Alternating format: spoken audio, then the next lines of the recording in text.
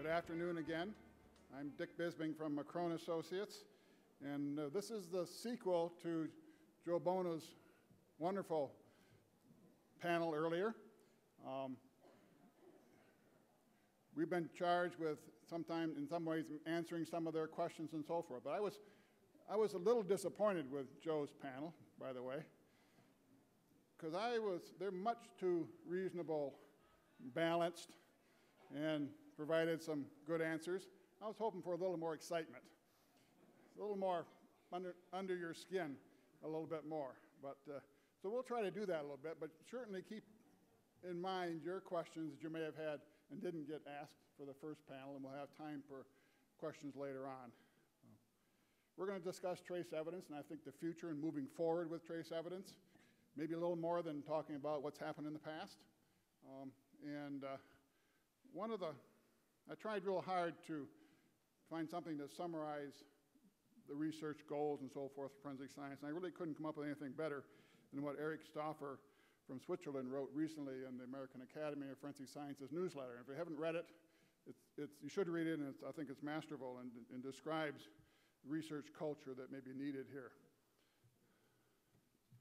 By the way, does anybody want to talk about domain-relevant information, contextual biases, interpretations, or Bayesian likelihood ratios?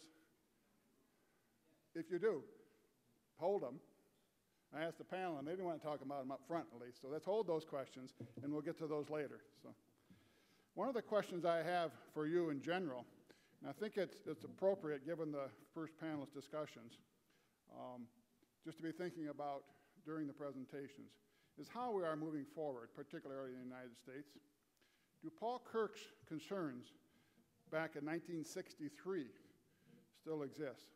And he wrote, does there still exist in the field of criminalistics a serious deficiency in basic theory and principles, such as Kirk's own theories regarding individualization, as contrasted to how we're moving forward with a continuing growing large assortment of effective technical procedures available? And I thought from the first panel that a lot of talk about interpretation and how important that is, but maybe also where we're not doing sufficient amount of research. Possibly our panel will talk about some of those topics. Our presenters this afternoon are already well-known and highly respected trace evidence examiners, and they will spend about 15 minutes discussing their particular perspective, a little different format than Joe's. We're going to allow them to talk for about 15, and that'll leave us about a half hour for your questions at the end of the day. After your questions, we're intended to all meet in the exhibitors hall, Pershing room, where there'll be more discussions and more debate, but more importantly, there'll be free food. You have drink tickets behind your badges that are useful down there, so don't forget, in case I forget to mention again, after the presentations, that's where we're going. So, our speakers this afternoon are first of all, Gerry LaPorte, who's Program Manager at the National Institute of Justice. Gerry will talk a little bit about research and training and trace evidence. Claude Rose, Professor of Forensic Science at the University of Technology in Australia. Claude will provide some international perspective, but we'll talk mostly about the culture of forensic science and forensic science research. Vinny Desiderio will talk who's the president of the ASTI. He'll talk about some of the troubles that trace evidence examiners have and provide some background about ASTI, American Society of Trace Evidence Examiners, and give a little some brief thoughts about how that may be a part of our solution. And Joanne Biscaglia, who's research chemist at the FBI laboratory, she'll summarize some federal research support for the forensic sciences. So we'll start with Gerry.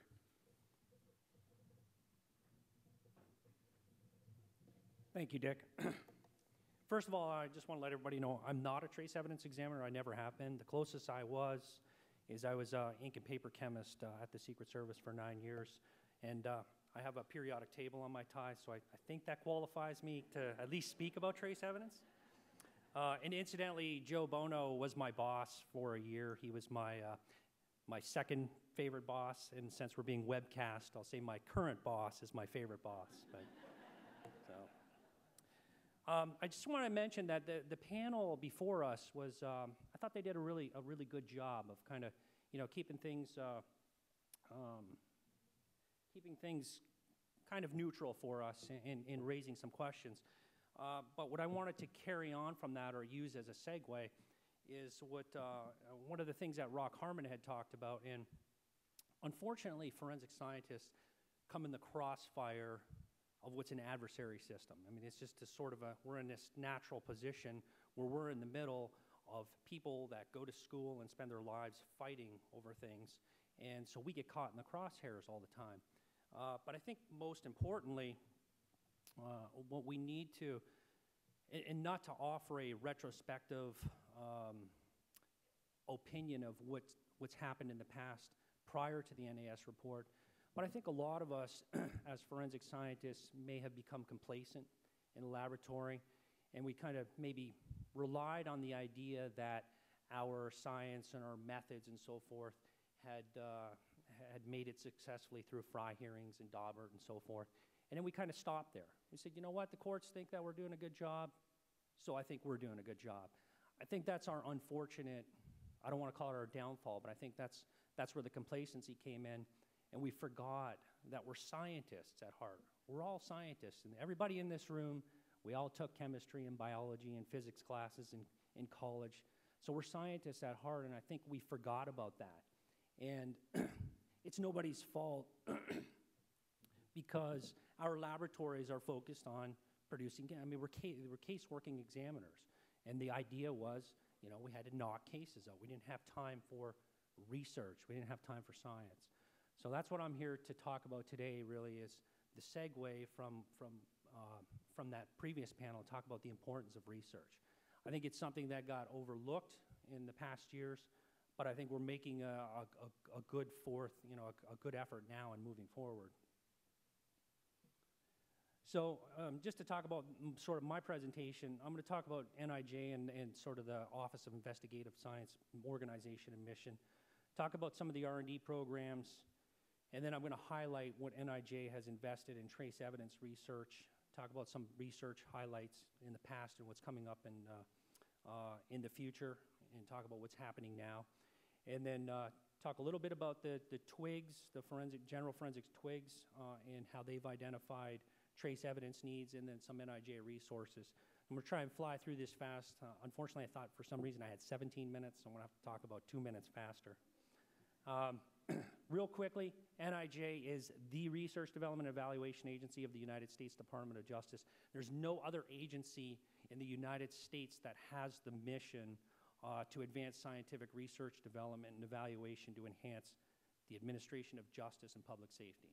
So there's the National Science Foundation, there's HHS, and there's a number of other organizations that do research. None of them, though, are missioned with doing research in the criminal justice system. So the idea is that NIJ is supposed to provide objective, independent, evidence-based knowledge and tools. So that's kind of the sort of the standard mission statement. Most importantly, though, what a lot of people forget is that the NIJ agenda for years has been guided by the needs of the field. So we do what you ask of us. So you're the ones that are supposed to tell us, hey, NIJ, we need research in this particular area, and then it's up to us to try and facilitate that. Chuck and I, so you heard Chuck Herrick with his opening comments. Chuck and I are from the Office of Investigative and Forensic Sciences. Actually, with about a year and a half ago, it was actually a division, and it got bumped up to an office because of the importance of it. But our mission is to strengthen the quality and practice of forensic science, and that would include research and development, testing and evaluation, technology evaluation, information exchange, developing training resources, doing all that for you. That's our mission. Our mission is to do everything that we can for the forensic community in terms of those areas. So some of the programs that we have within the Office of Investigative Forensic Sciences, or OIFS as we call it, we have capacity building and backlog reduction. So that's not really a topic of what I'm going to talk about today. But training and technology assistance is one, and then really most importantly is research and development. So here's just an example of some training awards related to trace evidence that we would propose, are pretty good training programs. So we have a number of them. I guess you're welcome to have this presentation. If anybody wants this presentation, feel free to request it from me, or you can get it from Jocelyn. But so what this is just a highlight of some of the training programs that we funded over the years to give you an idea of what we fund. And we also, for those of you that are not aware, NIJ also funds the scientific working groups for material analysis, or SWIGMAT. We actually fund 9 SWIGs, and they're administered through the FBI, but all the funding comes through NIJ. Happy to announce that we've secured funding all the way through December 31st of 2012. There was some very tense moments this year about where the money was going to come from to fund the SWIGs, but we've managed to come up with some funds and some ideas. So the SWIGs will continue to get funded, like I said, up until December 31st, 2012. Just to talk a little bit about the R&D program, the idea is to develop tools and technologies that make things more efficient, make things better, and make the analysis schemes a little more reliable, and really demonstrating validity. That's one of the most important things. What we did in the past, or what was present in 2010 and before that, is we had the OIFS R&D program, and that was divided up into general forensics, DNA R&D, and then fundamental research. And so I was the program manager of the fundamental research program. General forensics was divided up into 3 different areas, which included pattern impression evidence and instrumental analysis. So the trace kind of fit in that one as well. What we ended up doing this past year, was we transitioned and we tried a new scheme. So what we did was we took all of the R&D and divided that up into basic research and applied research. So DNA goes in there, into each of those categories, and everything else in forensic science. So it's all packaged into one. But what we've done is we divide up, once the proposals come in, we divide up the proposals and subgroup them into different categories, so that, for example, a fibers project isn't competing with a DNA project. So we have them set aside differently. Just to give you an example of the percentage of funds that have been allocated, and we kind of group fire and arson into trace evidence as well. But about 20% of the funds that have been awarded over the past 7 years, and that's about $57 million worth, have been dedicated to trace evidence. And then there's just an example of some of the areas where the funding goes to. It's kind of difficult in breaking up those numbers and because we had to go through the projects and so forth to gather up those metrics. But as you can see, I mean, there's a fair amount of representation across the board. And then just broken down, those are the trace evidence projects, the number of trace evidence projects that we funded from 03 to 10. And I think what you see, I think the takeaway point is that you can see that there's a number of trace projects that have increased over the years that are getting funded. And just to let you know, I'm part of the fingerprint community, I'm part of the question document community. I've been in all of these communities. I speak with the firearms folks, and everybody, including trace evidence, is kind of having the very same discussions. Everything I heard in the last panel, I heard at the Pattern and Impression Evidence Symposium last year. Talk about the same thing. The only thing I think that we haven't gone into this far is error rates. I would assume that's it becomes a contentious debate about how do you calculate error rates? How do you report error rates? Do you report them for individuals? Do you report them for laboratories? Do you report them for a discipline? And so forth. But that's one of the only things that I haven't heard. But all the other stuff with respect to context bias, all that stuff, these are the same conversations that are taking place in every other discipline, except maybe DNA. Because of course DNA is the golden child, and there's no problems with DNA. Not to offend any of the DNA people in here, but it's funny how I did a presentation at the Chesapeake Bay Division IAI conference, and the fingerprint people too. The same thing is, everybody gets put on the back burner when compared to DNA. Anyway, so we have the technology working groups. In the technology working groups that are organized by NIJ are really incorporated, or I mean, we have them in place for four things, or three things, really. One of them is to identify the needs of the community. So what we do is it's made up of trace evidence examiners, practitioners, researchers, academicians, and so forth. And these groups pretty well tell us what they believe is to be important in the community, or what the research should focus on. Also, we ask the TWIGs to sometimes evaluate current portfolio projects, and then also to review and rank some annual technology evaluation proposals too. So we're really, those 2 and 3 points haven't really been a big focus of the TWIGs, but this is something that we want to focus in on in the future. But it's always been about identifying the needs. Like I had mentioned, so we have the 3 sub-TWIGs, crime scene and medical legal death investigation, pattern impression evidence, and an instrumental analysis. We usually have 2 meetings per year. We're not sure what's going to happen this year in terms of funding and so forth, but we will definitely have one major meeting for sure.